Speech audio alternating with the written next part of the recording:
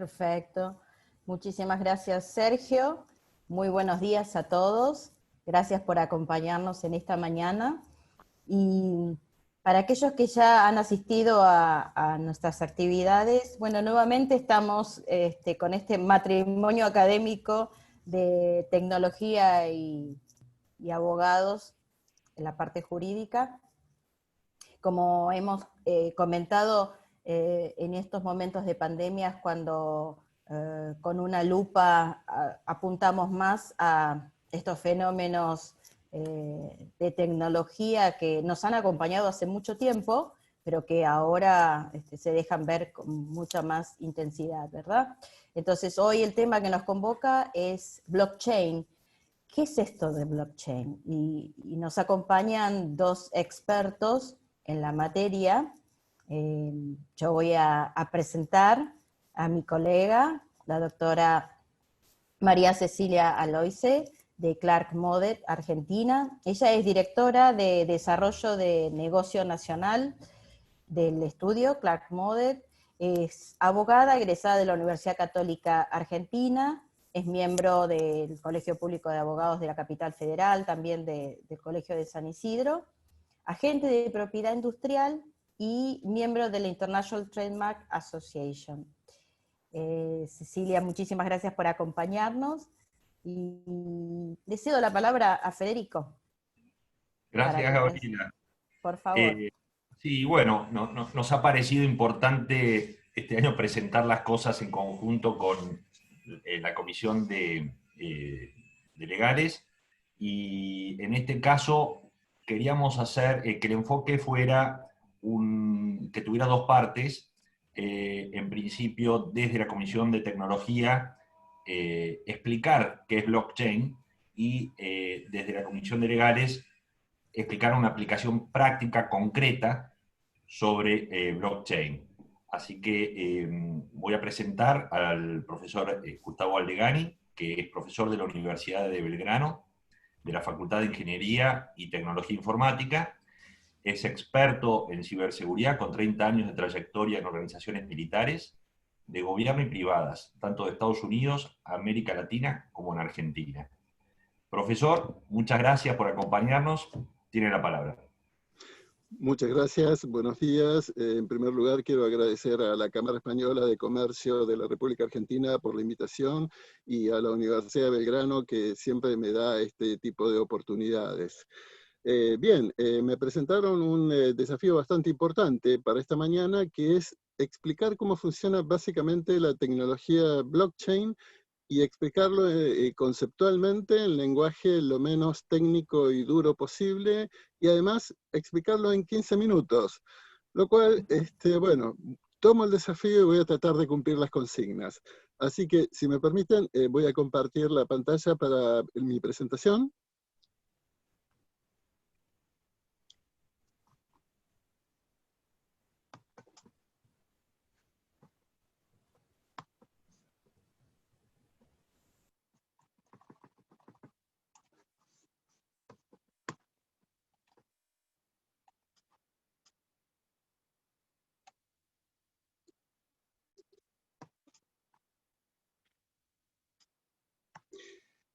Bien, entonces, ¿qué mejor título para este desafío de qué hablamos cuando hablamos de blockchain? Bien, algunas ideas, como para empezar. Si tenemos que hablar de una síntesis técnico-académica más o menos precisa y razonablemente conceptual, podríamos decir que es una forma de aplicar la criptografía. La criptografía se puede aplicar de una N cantidad de formas, y bien, una de las formas es justamente correlacionar el tiempo y verificar integridad. Esto es algo medio particular dentro de la criptografía, porque uno tiende a pensar la criptografía como una forma de ocultar la información. Bien, la criptografía hace otras cosas, como por ejemplo verificar la integridad de la información, que la información haya sido mantenida en el tiempo en su estado de última versión, o sea, que no haya sido alterada por un usuario no autorizado o por un evento no previsto, Y la otra cuestión que tiene la criptografía es cuando está asociada a el registro de un servidor de tiempo, puede registrar en qué instante se produjo un evento criptográfico, lo cual a los efectos prácticos tiene la función de sello de tiempo.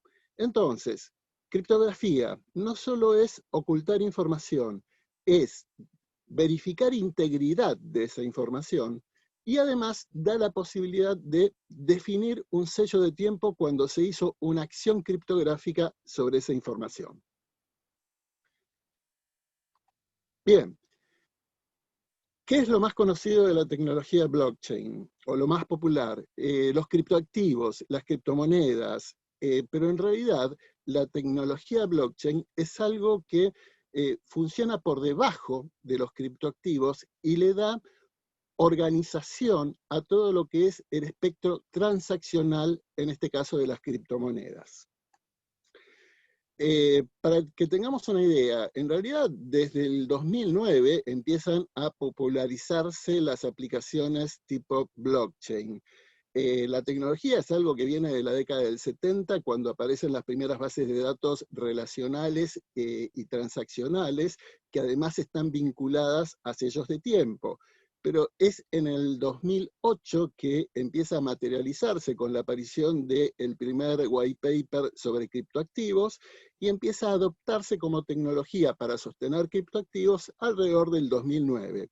De ahí al día de hoy, prácticamente aparecieron y desaparecieron entre 1000 blockchains y más o menos la misma cantidad de criptomonedas. Bien, lo que les había dicho, para tener presente ahora que empezamos en una parte de una explicación un poco más técnica.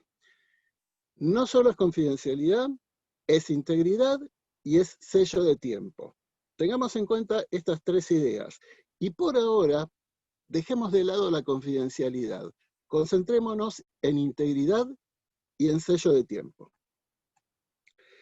Bien, los algoritmos criptográficos tienen determinado tipo de problemas. No existe un algoritmo criptográfico que sea absolutamente infalible. Hay problemas que son propios del algoritmo, que son problemas matemáticos de cómo tiene estructurado el algoritmo determinadas características que a veces presentan determinadas anomalías. O sea, no existe ningún algoritmo criptográfico que matemáticamente sea infalible. El problema es que nosotros no lo usamos matemáticamente en estado puro. Lo pasamos a código de computadora. Cuando se hace este pasaje de un algoritmo matemático a un código de computadora, aparecen otro tipo de vulnerabilidades o problemáticas que pueden generar vías de ataque. Y por último, desde el punto de vista informático, como nosotros cada X cantidad de años duplicamos nuestra capacidad de cómputo, cada X cantidad de años tenemos una computadora con mucho mayor potencia, hay que empezar a cambiar el tamaño de clave que utilizamos para encriptar, volverlo más grande porque al haber computadoras más potentes es más fácil romper ese código, y en la medida que pasa el tiempo, como hay mucha gente analizando los códigos criptográficos, aparecen vulnerabilidades propias de ese código criptográfico aplicado a la computadora. Acá tenemos un determinado espectro de zona de riesgo controlado a tomar en cuenta, algo muy típico cuando se analiza seguridad informática. Bien. Último concepto antes de empezar en la parte más dura. Nosotros vamos a leer mucho en el tema de blockchain y sobre todo en el tema de criptoactivos y en el manejo de documentación, el concepto de descentralizado. Bien, en realidad la estructura técnica de una blockchain es una estructura de tipo distribuido. Acá tenemos un diagrama de tres partes. La primera es un sistema centralizado, la segunda es un sistema descentralizado y la tercera es un sistema distribuido. El sistema centralizado converge en un nodo. El sistema descentralizado converge en varios nodos. y el sistema distribuido no tiene un nodo central. Esto sirve para explicar cuestiones desde cómo empezó a funcionar el correo en la Edad Media hasta cómo fue el origen de la arquitectura de Internet. Entonces, si bien se utiliza mucho el concepto de descentralizado cuando se habla de blockchain y criptoactivos, en realidad, técnicamente, los sistemas son distribuidos, no descentralizados. Bien, imaginemos ahora lo siguiente. Imagínense cualquier tipo de información asimilable a un archivo informático. Cualquier tipo de información. Demos 4 ejemplos. Una novela. Alguien escribió una novela original, maravillosa. Alguien escribió una partitura de música, preferentemente de jazz. Es lo que a mí me gusta. Alguien decidió redactar un contrato y alguien tiene una determinada información que es secreto empresarial. 4 cosas totalmente diferentes, pero desde el punto de vista técnico, esto se puede asimilar a un documento, a un PDF, por ejemplo.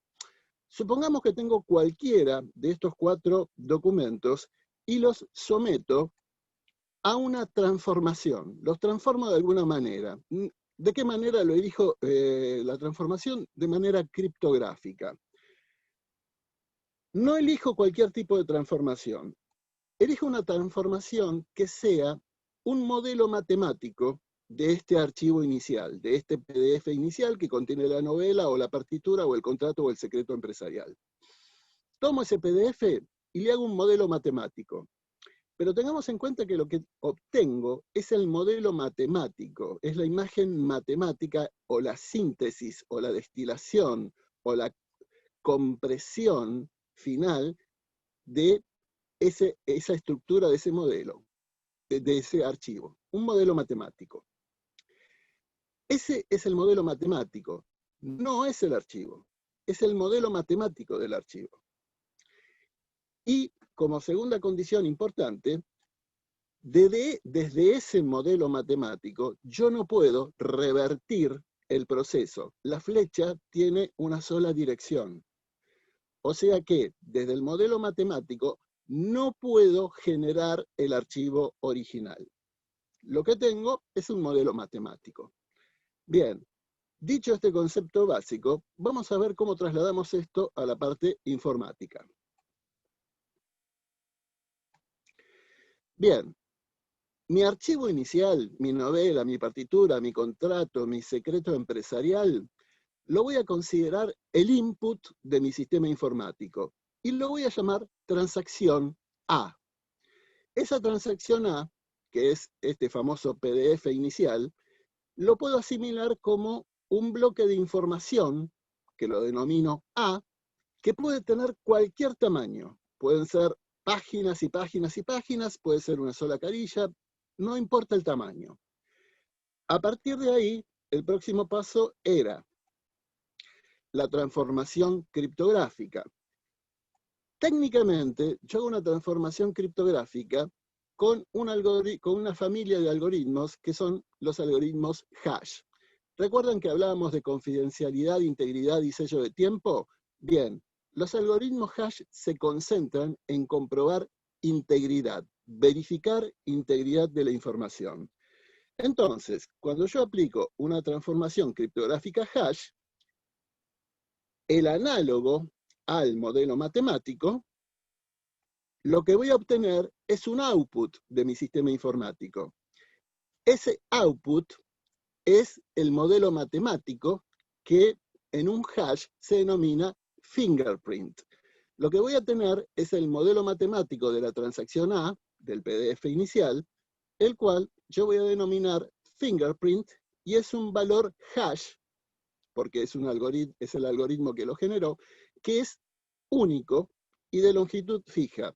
Acá hay una particularidad poco intuitiva que es, no importa la cantidad de caracteres o qué tan extenso sea el documento inicial, cuando yo hago el hash, cuando yo genero el fingerprint del modelo matemático, obtengo siempre una cadena de caracteres que es bastante pequeña, y su longitud no depende de la cantidad de información inicial que yo encripté, sino que depende del tipo de algoritmo. Pero básicamente este es el modelo matemático, un fingerprint.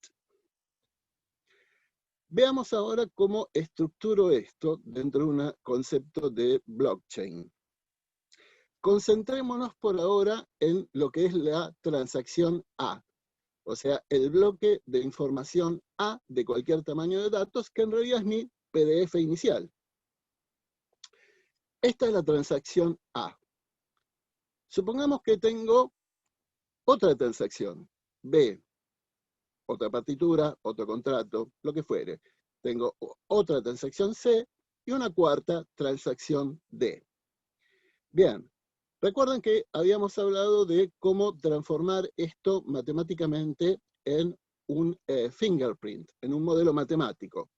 Entonces, cada una de las transacciones pasa a tener su propio modelo matemático, su propio fingerprint. Y ahora empiezo a combinar las cosas. O sea, tomo los primeros dos fingerprints de las primeras dos transacciones y los asimilo a un único fingerprint que representa la transacción A y la transacción B. Lo mismo lo repito con la transacción C y la transacción D. Y sigo adelante. Y tengo un único fingerprint que combina los modelos matemáticos de las cuatro transacciones. A partir de acá, incorporo un mecanismo criptográfico que habíamos mencionado al principio, que es la capacidad de poder dar un sello de tiempo, el cual, dentro de determinados límites técnicos, no puede ser alterado. Si una determinada acción informática fue realizada en un determinado día, determinada hora, yo me conecté a un servidor de tiempo y generé una acción criptográfica, eso funciona como un sello de tiempo razonablemente inalterable entre determinados límites técnicos. Bien, a este fingerprint que tiene las cuatro transacciones, le incorporo el sello de tiempo. A partir de acá, yo estoy en condiciones de armar algo que genéricamente en la blockchain se denomina bloque, que es un conjunto de fingerprints con un sello de tiempo. No perdamos de vista que hasta acá yo estoy trabajando con los modelos matemáticos de los documentos. No estoy trabajando con los documentos. Tengo los modelos matemáticos de los documentos. Los documentos no aparecen, solo trabajo con los modelos matemáticos. Entonces, tengo algo que podríamos considerar un bloque.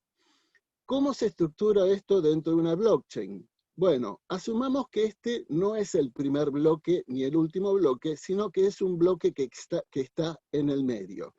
Supongamos que es un bloque número 5 o número 4.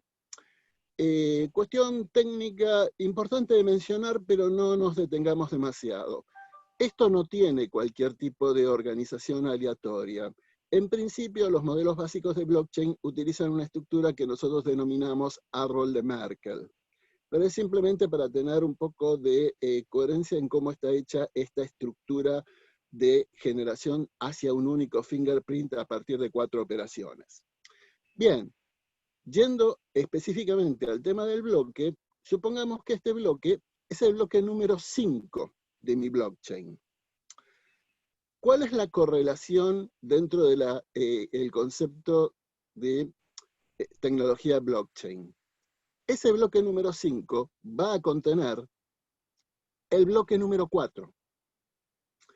En realidad, un bloque de una blockchain va a estar compuesto por n cantidad de operaciones, en este caso 4 modelos matemáticos, va a tener un sello de tiempo, pero además va a tener la información del bloque anterior. Y a su vez, el bloque anterior va a contener lo mismo con una correlación a los bloques iniciales. Profesor. Sí, por favor. Como para aclarar un poco ¿cada fingerprint contiene la información del documento inicial o es solo una manera de expresar la existencia del documento o del archivo? En realidad, cada fingerprint es solamente el modelo matemático del documento. El documento quedó fuera de la estructura. Yo lo puedo tener almacenado en cualquier otro lugar. Yo lo que saqué es algo así como una foto que la transformé matemáticamente y lo que tengo es un modelo matemático del documento. Pero el documento en todo este proceso no aparece. No aparece el documento. Tengo el modelo matemático que representa el documento, pero no contiene la información del documento, ¿o sí? No contiene la información del documento. Es más, yo no puedo recuperar la información del documento original a partir de Ah, ese modelo matemático. perfecto, perfecto. O sea, esa es la clave de, yo estoy comprobando integridad, no estoy proporcionando ni almacenamiento ni confidencialidad.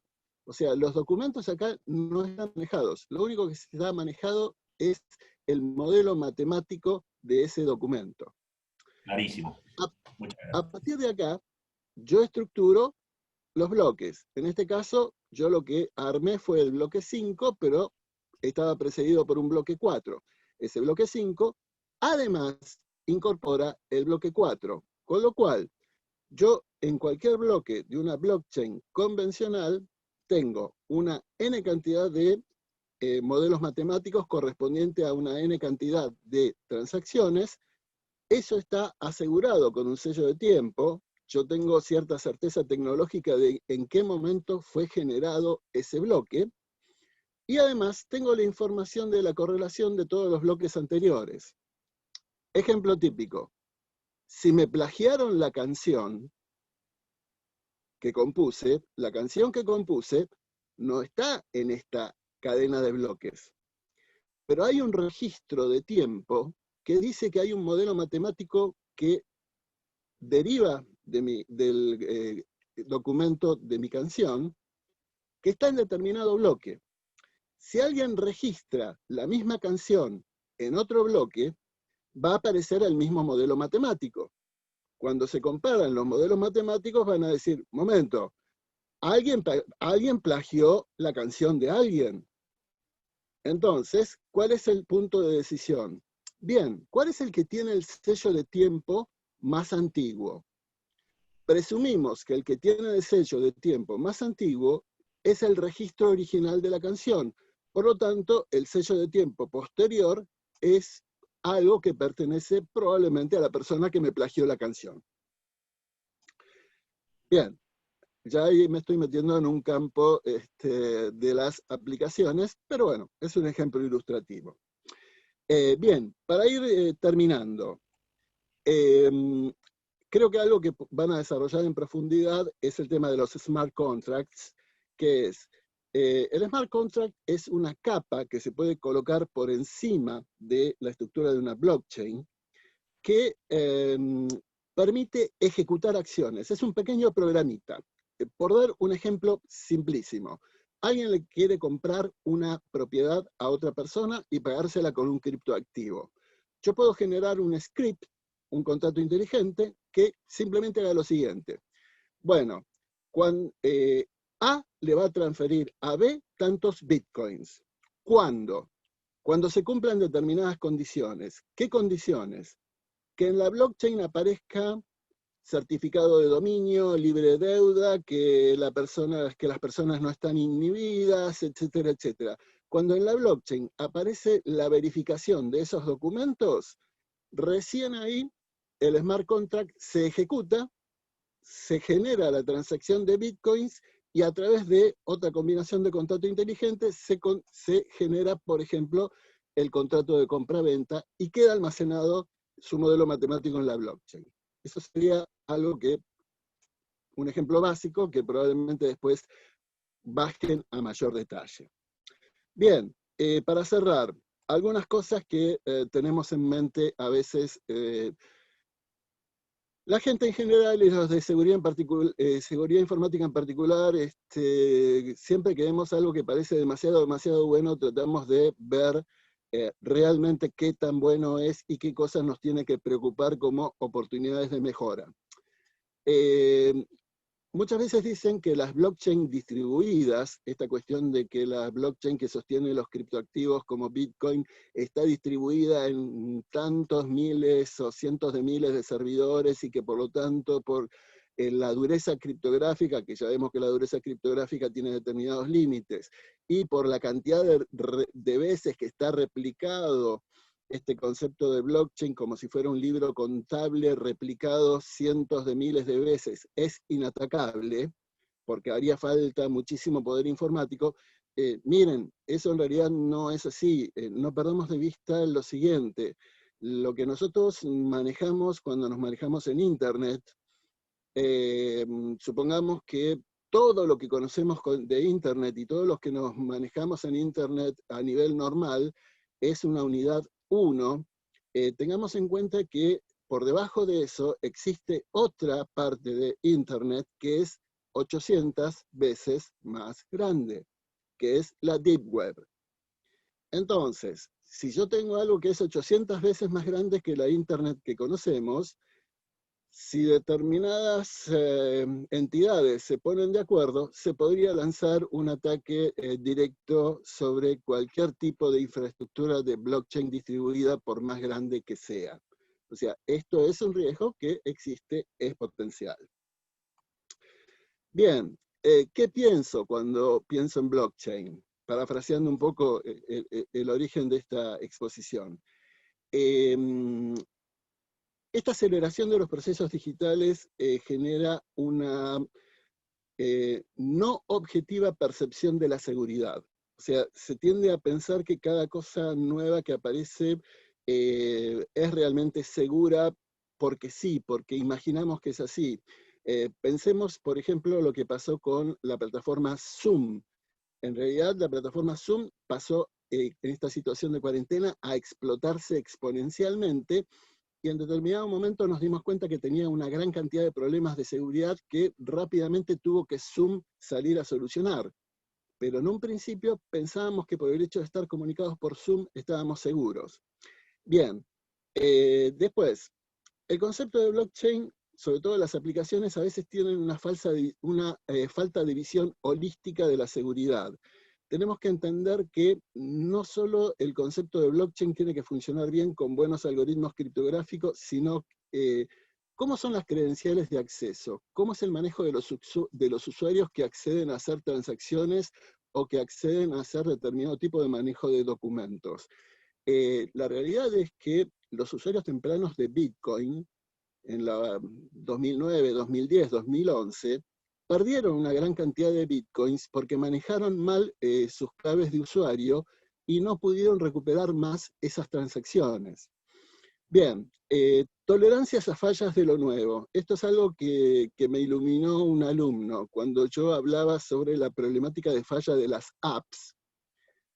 Y mi alumno me dijo, miren, lo que pasa es que nosotros ya estamos acostumbrados a que las cosas no funcionen bien. Por eso cuando algo falla, borro la app y cargo una app nueva parecida a ver si no falla. Pero hay mucha tolerancia a los fallos.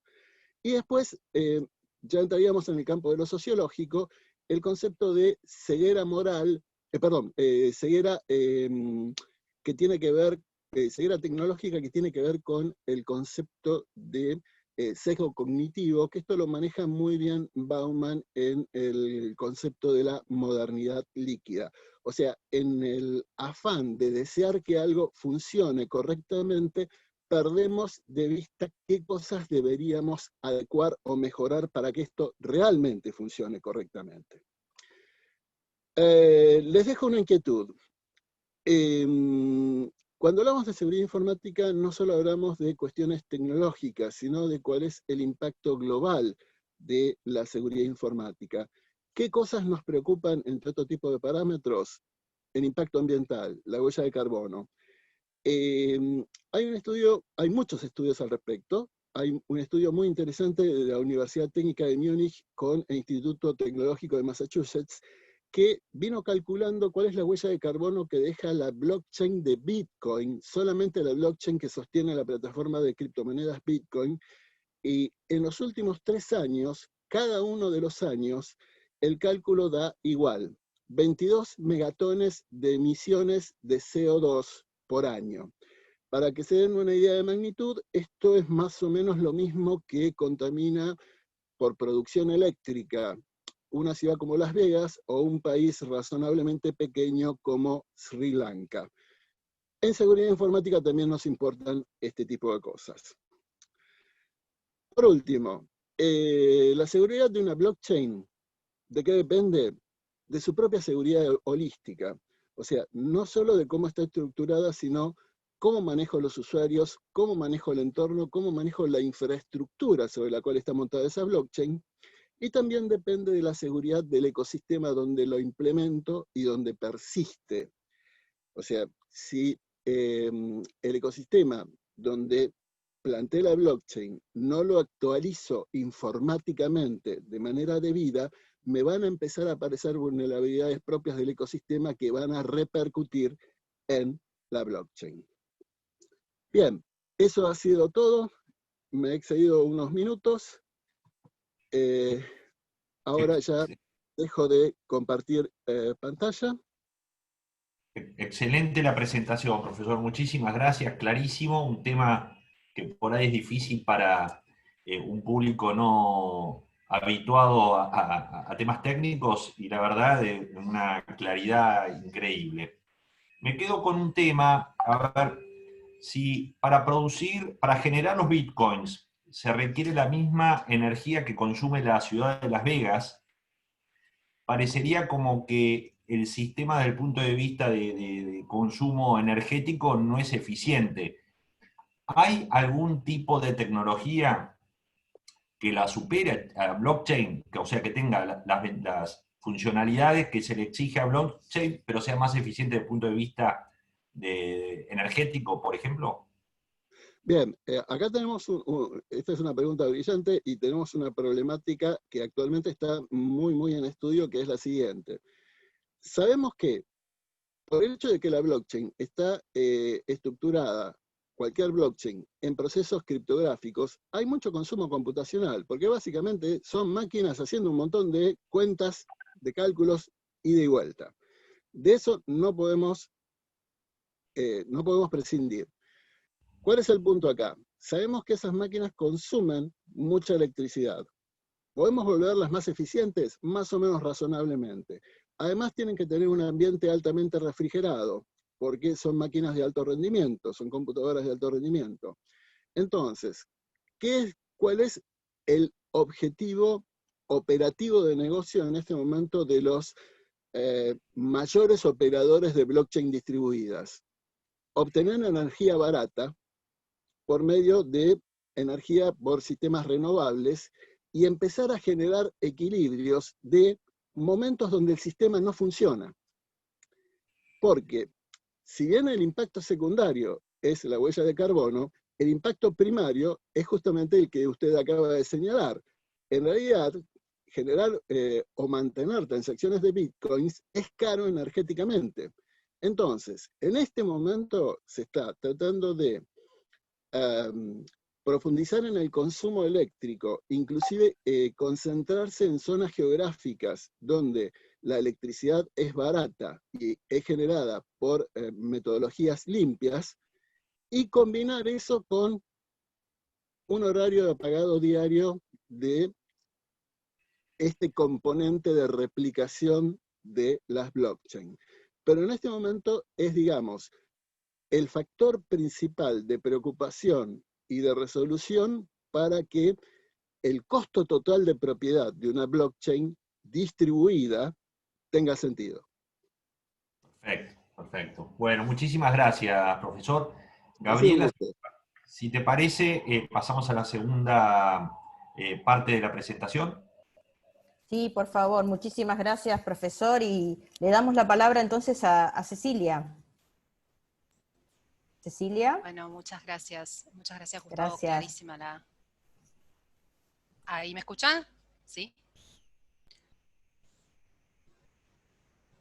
Voy a compartir pantalla. Permiso. ¿Se ve, Gaby? Sí, se ve. si podés ponerlo en pantalla completa. Ahora sí, perfecto. Ahí está. Todo Bueno, tuyo, muchas gracias. bueno. Muchísimas gracias Gaby, Fede, bueno, a Kaise también y me encantó la exposición de Gustavo.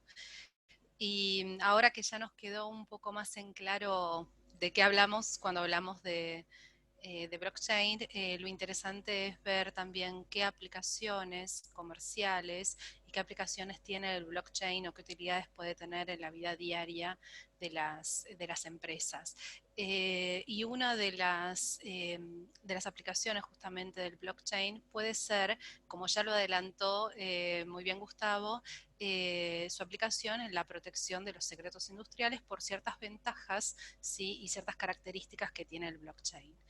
Eh, Antes de pasar entonces a ver cómo se combina secreto empresarial y blockchain, sí es bastante importante que entendamos de qué hablamos también cuando hablamos de secreto empresarial.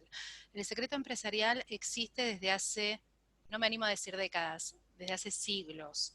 ¿Y por qué lo digo? ¿Se acuerdan cuando uno estudiaba derecho, cualquier carrera, los famosos trucos de los artesanos de hace cientos de años? Bueno, esos trucos que tan celosamente guardaban en la producción de sus productos, la prestación de sus servicios, etcétera, no son sino que en definitiva secretos empresariales que fueron mutando a lo largo del tiempo hasta tener, bueno, la cabida legal que corresponde en el reconocimiento legal y se fueron institucionalizando.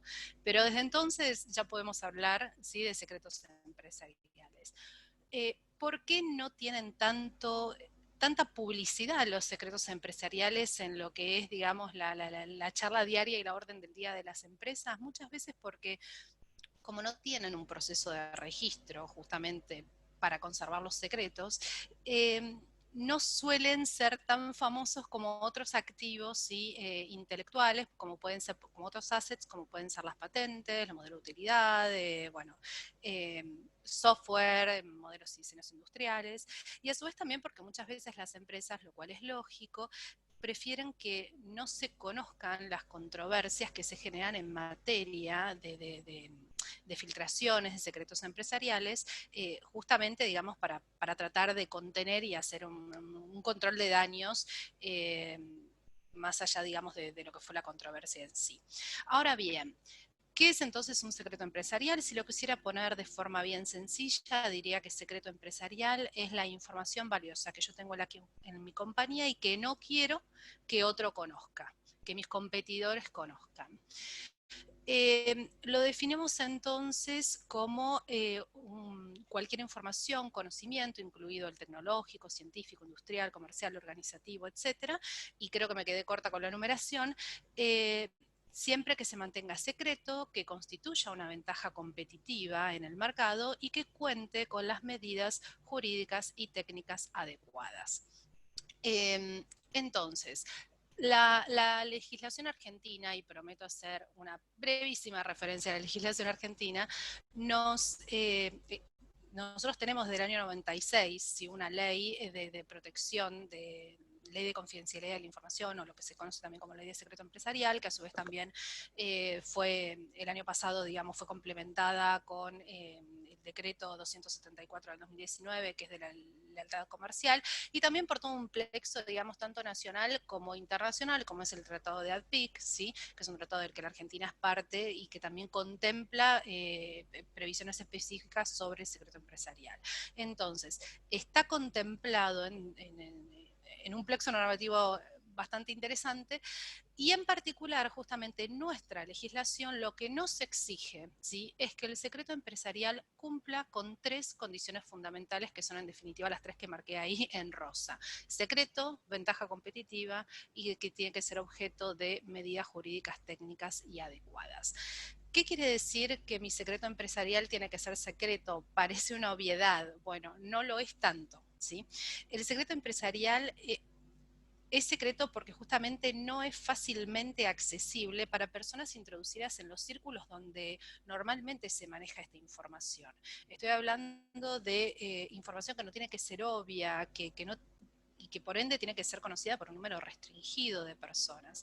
A su vez también el secreto empresarial, segunda condición, tiene que otorgarme una ventaja competitiva, es decir, el titular de ese secreto tiene que tener un beneficio actual o futuro de tenor económico sobre los otros competidores. Nuevamente, el secreto empresarial me pone a mi compañía en ventaja respecto del resto de los competidores. Y a su vez, también, como decía, tiene que ser, tercer condición, objeto de medidas razonables de seguridad. ¿Qué medidas pueden ser? Podemos hablar de medidas técnicas o de medidas jurídicas. Medidas jurídicas, las más tradicionales, las más conocidas, como puede ser, por ejemplo, los contratos de confidencialidad, non-disclosure agreements, pueden ser las políticas de confidencialidad y manejo de información que las empresas solemos tener, sí, respecto de nuestros empleados, pero también respecto de proveedores e incluso también de clientes. Por otro lado, medidas técnicas, medidas prácticas, ¿qué medidas? Bueno, a ver, restricciones de acceso, uso de contraseñas, permisos limitados, el monitoreo de los accesos, digamos, a los ambientes, ya sean tanto físicos como también virtuales, donde esa información se almacena o se trata, la encriptación, etcétera, etcétera, digamos. Son muchos y cada vez, por suerte, son más. Perdón, entonces, a su vez también es cualquier información que tenga una compañía es secreta. No, en realidad no. Yo tengo que identificar qué información, no toda información confidencial es secreto empresarial. Y en el siguiente slide vamos a ver un poco, puse algunos ejemplos, como para qué vamos, porque cuando solemos pensar de secreto empresarial, solemos pensar por ahí en un proyecto de investigación, en un desarrollo de un contenido, una patente, etcétera. Y sin embargo, el secreto empresarial vemos cómo va vertebralmente tocando todos los sectores, todos los departamentos de una compañía. Hablamos de secreto empresarial cuando hablamos, sí, definitivamente de proyectos de I+D, pero también hablamos en el sector de operaciones, sectores operativos de una empresa, cuando hablamos de la protección de bases de datos, que tan valiosísimas son y que nos cuesta protegerlo por otras herramientas. Hablamos de modelos de negocios, proyectos de expansión que por ahí se terminan frustrando porque se filtran a la competencia antes de tiempo. En marketing, pensemos en políticas de pricing, desarrollos de nuevas marcas, listas de clientes, bueno, compras, administrativo, etcétera. Es decir, un poco, digamos, si bien no toda la información que tiene una compañía es confidencial, ni mucho menos es secreto empresarial, lo cierto es que el secreto empresarial puede estar en cualquier área, en cualquier departamento de una compañía. En muchas veces también pensemos en información que no se puede proteger por otros medios. Por ejemplo, pensemos en métodos de diagnóstico, en tratamientos quirúrgicos. Son materias, ¿sí? son contenidos o son activos que incluso para algunas empresas es el core business y que sin embargo no tienen una cabida en un instituto del derecho como puede ser una marca, como puede ser una patente, como puede ser un modelo de diseño industrial o un derecho de autor, ¿sí? Entonces, ese secreto empresarial, la única vía que yo tengo de proteger la información valiosa de mi compañía y crucial, no lo es. Como decíamos y adelantábamos recién, existen otros, muchos, como puede ser, por ejemplo, una patente, un modelo de utilidad, etcétera, etcétera. Entonces, ¿cuáles son las diferencias? ¿Por qué es interesante el secreto empresarial? ¿Por qué el secreto empresarial tiene cierta ventaja por sobre el resto y está bueno que lo consideremos cada vez más y que lo usemos dentro de las compañías? Hay unas cuantas diferencias fundamentales, voy a analizarlas muy rápidamente, y voy a tomar como ejemplo, por ejemplo, secreto empresarial versus un derecho específico de la propiedad intelectual, que es una patente. En el caso de una patente, yo tengo un monopolio de derecho. Quiere decir entonces que mi derecho nace porque el Estado el Estado nacional o cualquier otro Estado, digamos, sea el argentino o cualquier otro Estado, me está reconociendo a mí la existencia de ese derecho. En el caso del secreto empresarial, por el contrario, yo tengo un monopolio por la misma creación, por el mismo acto, digamos, de crear ese secreto y mantenerlo como tal. También, por ejemplo, las patentes son territoriales, es decir, yo puedo proteger una patente en Argentina, puedo obtener, digamos, una patente en Argentina, y a su vez, si yo quisiera protegerlo en otros países, la misma invención, el mismo objeto inventivo, tengo que ir país por país, pueden ser algunos tratados internacionales que nos habilitan ciertas regiones, pero tengo que ir país por país en principio registrando, solicitando el patentamiento de la invención.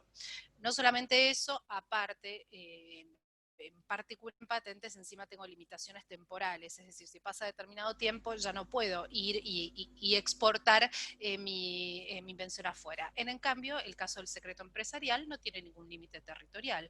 Yo puedo mantener el secreto todo el tiempo y en todo el territorio y en todo el globo, digamos, porque mientras que yo lo mantenga y lo cuide, no hay ningún tipo de limitación territorial. Y tampoco hay una limitación temporal, es decir, tiene una duración limitada. Todo lo que yo mantenga y quiera mantener el secreto y evite que ese secreto se filtra, va a ser efectivamente la vida que tenga ese secreto. En cambio, un derecho como una patente, por ejemplo, tiene una vigencia limitada. En el mejor de los casos, digamos, sería 20 años de su solicitud. Por otro lado, también, ¿cómo hago para asegurar una patente? Una patente la aseguro mediante el registro, obviamente tengo que obtener el reconocimiento de la patente. En cambio, el secreto empresarial, yo lo mantengo a través de medidas de seguridad. Y por otro lado, también el tema, bueno, de la publicidad y de los costos relativamente bajos que tiene el secreto empresarial respecto de otros activos.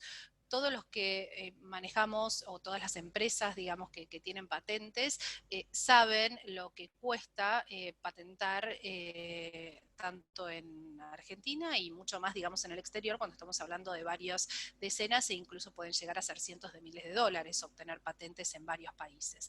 En cambio, en el caso del secreto empresarial, el costo es, en términos generales, menor, ¿sí? Entonces, en el proceso de gestión de una compañía respecto de esta información confidencial tan valiosa que es el secreto empresarial, se impone, es fundamental que exista una política de seguridad en el tratamiento de la información, que consta de 4 o 5 pasos fundamentales: identificar, clasificar, proteger, explotar y defender el secreto empresarial o la información secreta. Identificar, ¿por qué? Es fundamental, porque como decía recién, no toda información es valiosa desde el punto de vista del secreto empresarial. No toda información puede llegar a producir daños en caso de daños económicos, me refiero en caso de divulgarse. Entonces, sí es muy importante que una compañía identifique qué documentos, qué información quiere mantener, digamos, como secreto empresarial. Y a su vez también clasificarla. Cada vez más hoy día vemos en los intercambios de emails entre empresas o incluso mismo dentro de una misma empresa, intercambio de documentación, cómo se adoptan los rótulos, digamos, de las comunicaciones. Se ven, por ejemplo, confidencial, reservado, información privilegiada, y se adoptan, digamos, otras medidas de seguridad como para advertir respecto de la naturaleza de esta información y clasificarla. Entonces, identificar, clasificar y a su vez también proteger por estas medidas, tanto legales como técnicas que resumí recién, proteger esta información confidencial. Explotarla, ¿por qué? Porque parte, digamos, de todo el circuito de por qué yo estoy protegiendo un secreto empresarial, es porque en definitiva yo lo quiero monetizar, lo quiero explotar comercialmente. ¿Cómo exploto un secreto empresarial? Bueno, a través de contratos de transferencia de tecnología, a través de franquicias, a través de contratos de know-how, de asistencia técnica, etc. Hay todo un universo, ¿sí?, de protección de secretos empresariales de explotación de secretos empresariales que es importante sí que tengamos en cuenta y que en definitiva, por eso digo, es nuevamente la finalidad hacia la cual apuntamos: hacer dinero, explotarlo comercialmente y a su vez también defender el secreto empresarial. Supongamos que lo identifiqué, lo clasifiqué, lo protegí, lo estoy explotando y en ese proceso, digamos, se da una filtración de un secreto empresarial, se da una divulgación inesperada o indeseada de ese secreto, bueno, ¿qué herramientas tengo yo para defenderlo? ¿Qué herramientas tengo? La ley me permite, digamos, tanto herramientas cautelares como para evitar, sin medidas cautelares, como para evitar que cualquier daño pueda extenderse en el tiempo y sea rápidamente solucionado.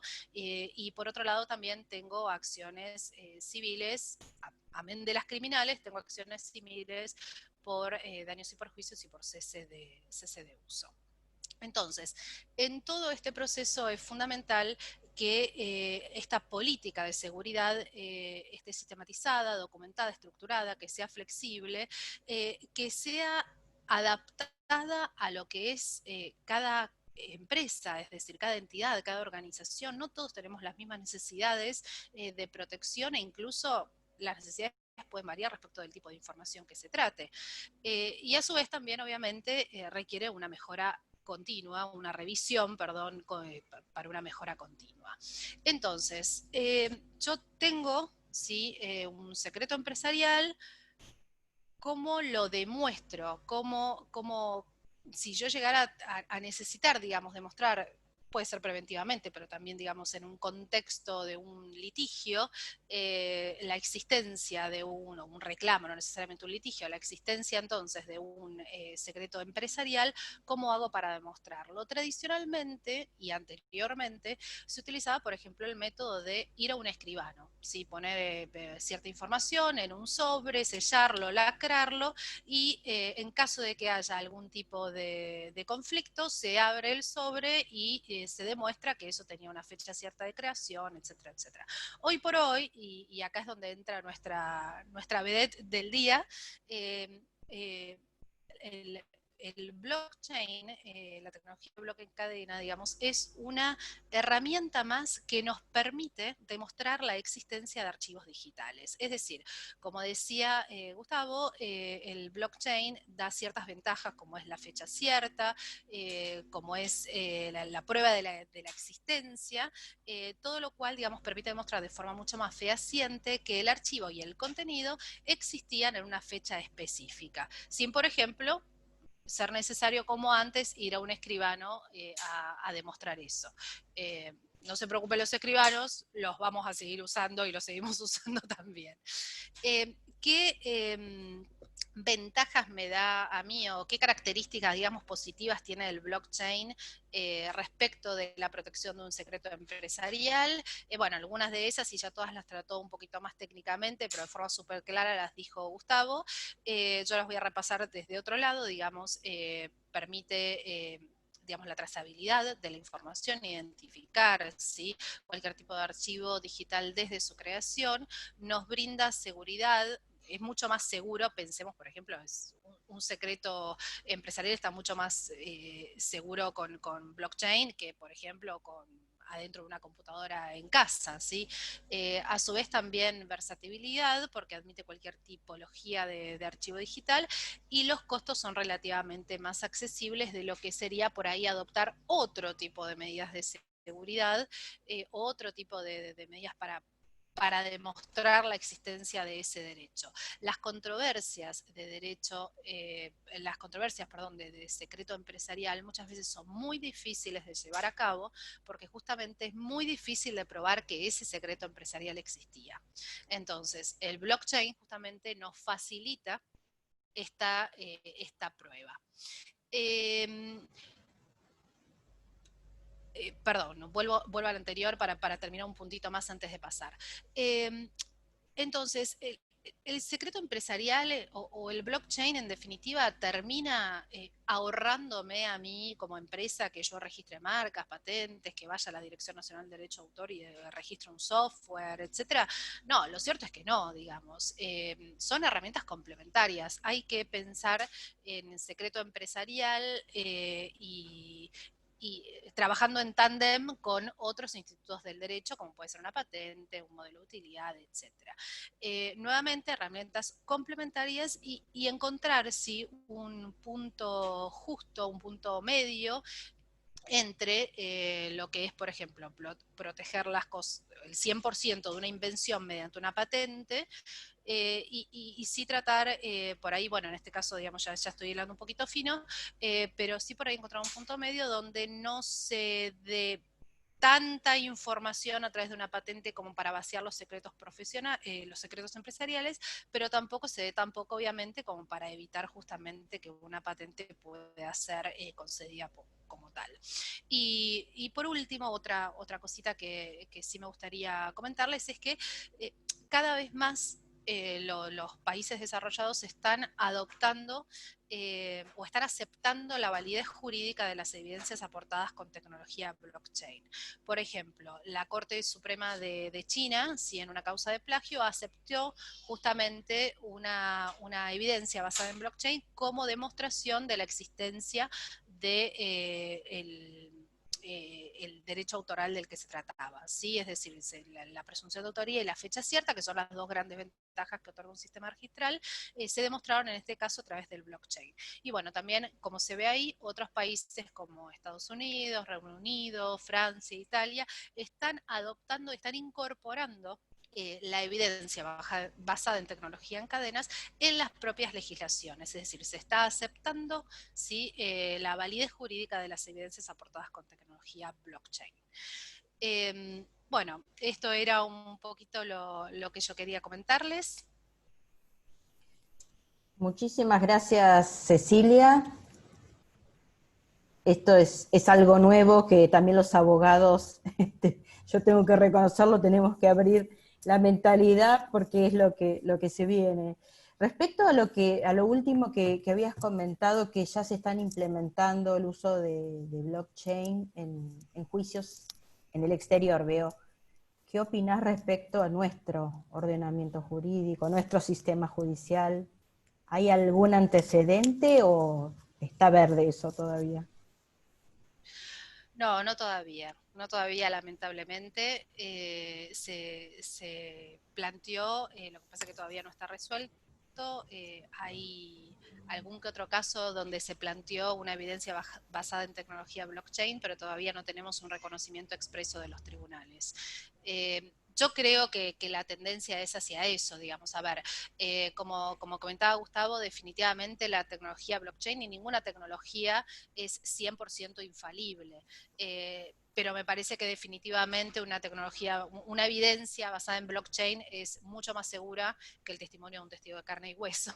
Entonces, digamos, quieras o no, hacia eso vamos, Bien, hacia ese tipo de reconocimiento.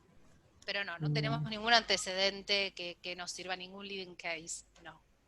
Y ahora es más. Tendremos que fabricarlos entonces. Así es, así es. Em, bueno, vamos a... La verdad que han despertado muchas inquietudes en nuestra audiencia. Tenemos preguntas para ambos. Aquí hay una que dice, ¿la blockchain puede utilizarse para firma digital? Puede ser Cecilia o Gustavo. Bueno, Si la pregunta es desde creo el que punto de vista sería, tecnológico, Gustavo, sí. Dale. no, creo que es una pregunta que tenemos que contestar entre los dos. O sea, desde el punto de vista técnico, nosotros entendemos por firma digital o firma electrónica, dadas las salvedades que indica la ley, algo que tiene para nosotros integridad del documento, comprobar integridad del documento, y lo que nosotros llamamos autenticación de origen, que legalmente se denomina presunción de autoría. Si yo tengo esos dos componentes técnicos, puedo, con mi abogado especialista en Derecho de Alta Tecnología, comprobar una firma electrónica o respaldar una firma digital. Ahora bien, la blockchain habría que combinarla de alguna manera para tener una clara autenticación de origen, una clara presunción de autoría. Cecilia, te dejo la segunda parte. Bueno, muchas gracias. No, en realidad coincido con vos, digamos. La firma digital puede perfectamente basarse en blockchain, siempre y cuando desde el punto de vista técnico pueda garantizarse las condiciones las condiciones de seguridad, como comenta Gustavo. Pero digamos, no es imposible, todo lo contrario, digamos, es perfectamente viable. En ciertas condiciones sí lo es. Perfecto, muchas gracias.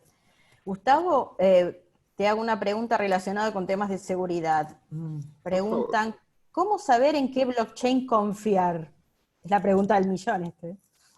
Bien, la respuesta es muy simple, en ninguna. Digamos, si vamos A ver, a haz hablar aclaración, por favor. de una confianza 100%, bien, en realidad creo que la blockchain es una tecnología emergente que se ha desarrollado durante una N cantidad de años, más o menos 10 años, de manera no demasiado rigurosa en algunos aspectos, sobre todo en los aspectos criptográficos. Entonces, las iniciativas que están apareciendo últimamente, o sea, en los últimos 3 o 4 años, donde ya utilizan algoritmos criptográficos más fortalecidos y estructuras de control de acceso, o sea, todo lo que pasa alrededor, qué tan fácil acceden los usuarios humanos, qué tan fácil pueden mantener seguras sus credenciales de acceso, qué tan fácil es colocar el documento que realmente quiero colocar y cómo es el proceso de hacer el modelo matemático del documento. Todo esto ha evolucionado en los últimos 4 años. Todavía considero, y esto es un punto de vista absolutamente personal, que hay muchas oportunidades de mejora como para utilizarlo más allá de transacciones en criptoactivos. Creo absolutamente necesario lo que se está planteando en esta jornada, que es qué se hace con la blockchain en secreto empresario y mucho más allá, o sea, esto que hablábamos de contratos inteligentes y todo esto, y me resumo básicamente al primer artículo sobre blockchain que leí en una vieja revista The Economist que se llamaba The Trust Machine. O sea, si nosotros logramos mejorar estos aspectos técnicos de la blockchain a un grado de madurez un poco más sólido, realmente vamos a tener esta máquina de confianza donde depositar una N cantidad de cosas. En síntesis, creo que es una tecnología que le falta no madurar como modelo, el modelo es excelente, pero le falta mejorar los aspectos técnicos de seguridad y de accesibilidad, y ya hay proyectos que están tomando muy en serio estos parámetros. Bien, muchísimas gracias. Aquí hay una pregunta técnica que hace uno de los oyentes. Dice, ¿cómo se vincula el documento original con el hash que queda incluido en blockchain? Bien, en realidad no se vincula de manera inicial. O sea, yo tomo el documento inicial, hago el hash, obtengo el modelo matemático. Lo que trabajo con la blockchain es el fingerprint, el modelo matemático. El documento inicial tendrá que quedar guardado en un vault o en un reservorio de seguridad con determinados parámetros o niveles de control de acceso y tal vez otro mecanismo de encripción, pero lo que asimila y trabaja la blockchain es el modelo matemático de lo que yo almacené seguro en otro lado. ¿Cómo obtengo la certeza en caso de conflicto, por ejemplo, del plagio de un secreto empresarial? Como explicábamos antes, tomamos el secreto empresarial A, el secreto empresarial B, que son los que están en conflicto, vamos a la blockchain, sacamos el modelo matemático de ambos secretos empresariales, vemos que son iguales, hay un plagio. Bien, ¿cuál es el que quedó con el sello de tiempo más antiguo? ¿Cuál es el modelo matemático que tiene el sello de tiempo más antiguo? Asumimos que ese es el original y el otro es el plagiado. Bien. Ojalá que lo comencemos a utilizar, ¿eh? La verdad que muy interesante. Cecilia, ¿es necesario escribir los secretos como se hace con las marcas y las patentes? No, no es necesario. Los secretos empresariales justamente no tienen un sistema registral asociado. Están contemplados y protegidos por la legislación, pero no hay que ir a registrarlos a ningún organismo. Todo lo contrario.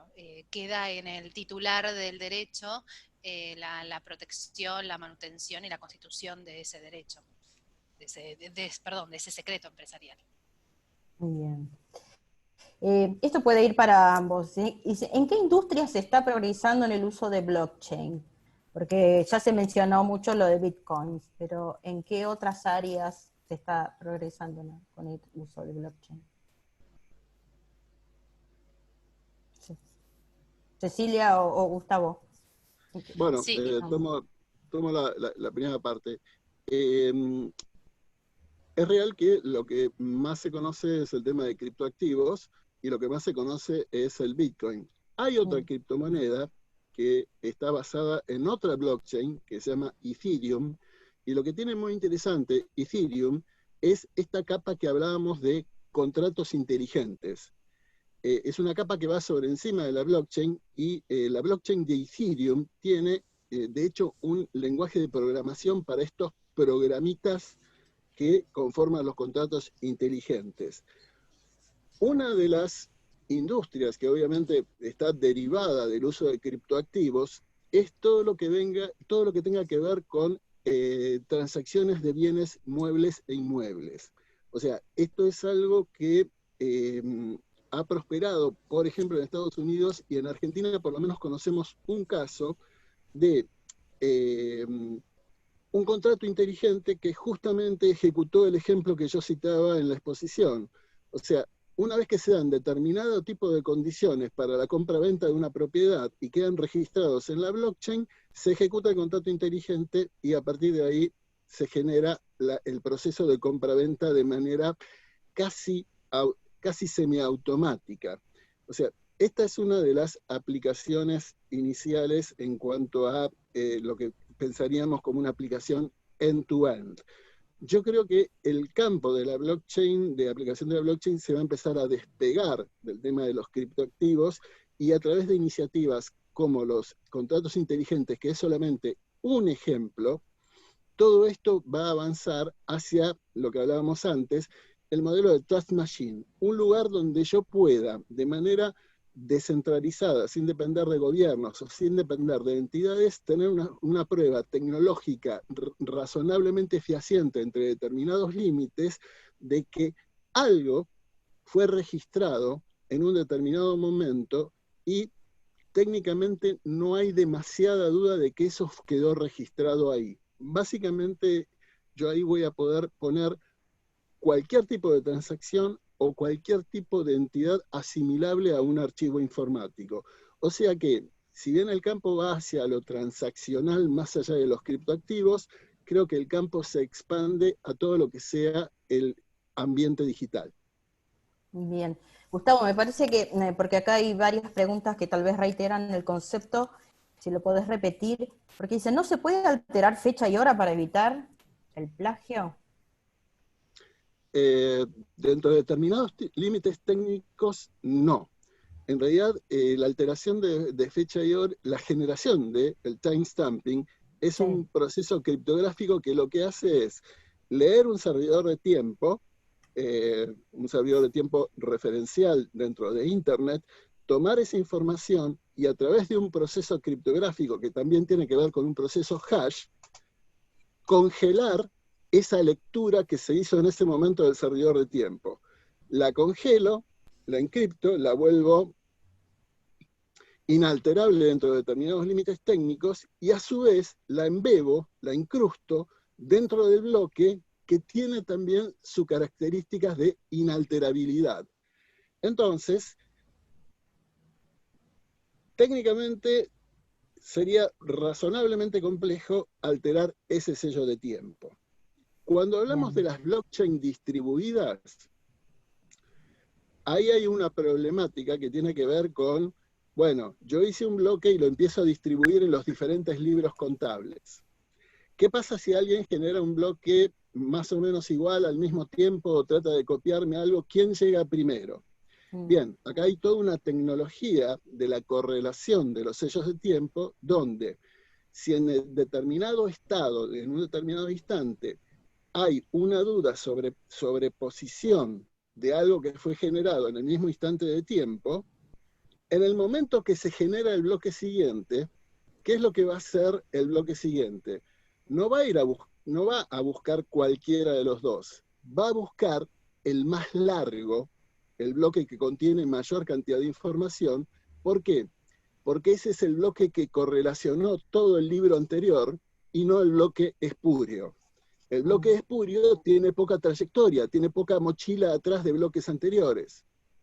Eso, más o menos conceptualmente, garantiza dentro de determinados límites técnicos que el sello de tiempo es razonablemente seguro. Muchas gracias. Cecilia, ¿qué blockchain se aconseja para propiedad intelectual? O bueno, por activos intangibles, ¿no? Protección de activos intangibles. Sí. Bueno, hay varias, incluso nuestra compañía presta un servicio de blockchain propio. Pero, por ejemplo, hace relativamente poco, la WIPO, que es la Oficina Mundial de Propiedad Intelectual, sacó un sistema de registro de evidencias, que es el WIPO Proof, que cumple básicamente, digamos, las finalidades buscadas a través del blockchain, que es en definitiva el dar fecha cierta, facilitando la presunción de autoría o la demostración en realidad de autoría, la demostración de autoría y por otro lado también facilitando cualquier tipo de evidencia respecto de la existencia e integridad de una creación intelectual. Perfecto. Y en los casos de secreto empresarial, ¿la jurisdicción de la legislación es universal? No, digamos, nosotros acá en Argentina tenemos una jurisdicción, tenemos jurisdicción argentina, digamos, si yo quiero perseguir una infracción de secreto empresarial en Argentina, tengo que ir a los tribunales civiles o a los criminales, o incluso eventualmente podría ir a los laborales, ¿no? En lo que aplica, por ejemplo, la obligación de confidencialidad del empleado. Pero bueno, en principio sería jurisdicción local y tribunales civiles o criminales, dependiendo de qué tipo de persecución esté haciendo. Bien. Respecto a lo que comentaste de los secretos empresariales y el concepto, eh, yo me preguntaba, si el secreto es contrario al avance tecnológico y económico de la empresa, ¿eso lo podés volver a comentar? Sí, no lo es un tema un poco filosófico, pero no, definitivamente para mí el secreto empresarial no es de ninguna forma contradictorio al avance tecnológico de las compañías, todo lo contrario, lo va acompañando sinergéticamente. Pensemos en un mundo empresarial donde no se puedan proteger los secretos, ¿sí? Las empresas se expondrían a la divulgación de los secretos con cada empleado que se incorpore. Por ejemplo, pensemos en información de los clientes, las preferencias, las necesidades, es decir, se pierde la posibilidad, se filtrarían mucho más fácil los secretos, se perdería entonces esta reserva y por ende se perdería también la posibilidad de mover la economía a través de muchísimas transacciones comerciales, como puede ser, y lo comentaba antes, transferencia de tecnología, licenciamientos, franquicias, colaboraciones en investigaciones, es decir, si yo quiero colaborar con otra entidad, con otra compañía, con otro organismo gubernamental o lo que fuere, digamos, para la investigación, si no tengo forma de proteger la información que yo voy generando y mi propia información, entonces estaría súper expuesta. Todo eso en definitiva terminaría generando que empresas compitan injustamente y en definitiva, tarde o temprano va a terminar por afectar y frenar la innovación y los ataques y los avances tecnológicos.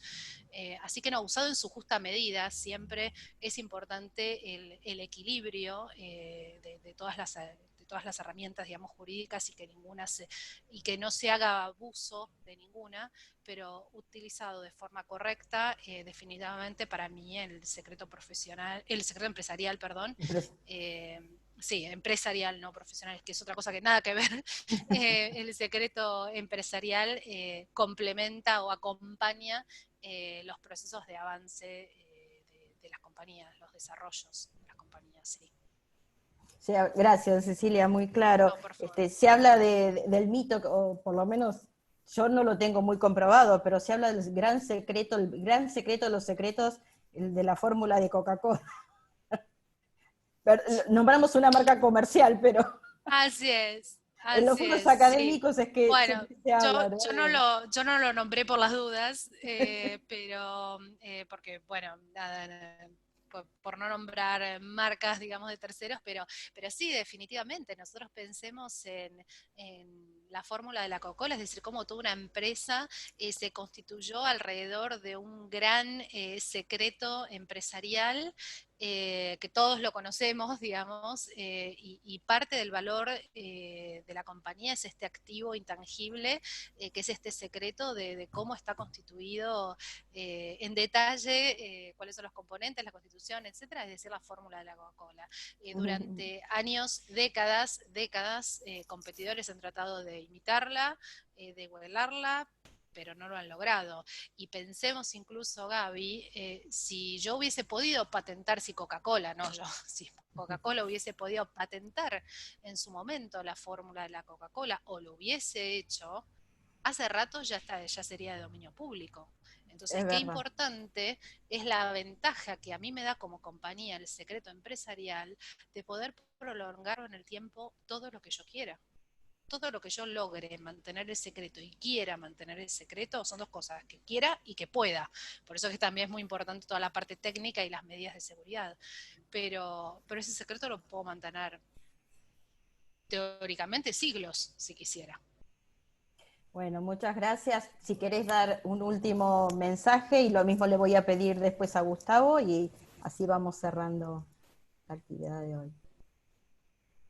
Sí. Bueno, yo la verdad nada más que agradezco a la Cámara esta oportunidad, te agradezco a vos en particular, Gaby, desde la Comisión de Legales, también obviamente a Federico, este matrimonio tan bueno, como decías vos, que se hace entre derecho y tecnología. De hecho, estoy casada con un ingeniero, tal mal no nos va, un ingeniero en telecomunicaciones, así que por ahora sigue siendo un buen matrimonio, pero no, realmente yo participo incluso de las charlas, me parecen súper interesantes. También he aprendido técnicamente acá cosas del secreto, del blockchain.